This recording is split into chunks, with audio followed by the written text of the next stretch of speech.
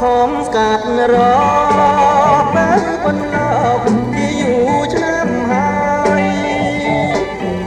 បងខំស្កាត់រកបើបណ្ដប់ជាយូរឆ្នាំហើយលុះឥឡូវបានជួបពើត្រានត្រើយប្រលឹងបងឲ្យសូមអូននាងប្រណីអើយសារវ៉ាន់អើយសារវ៉ាន់អើយសា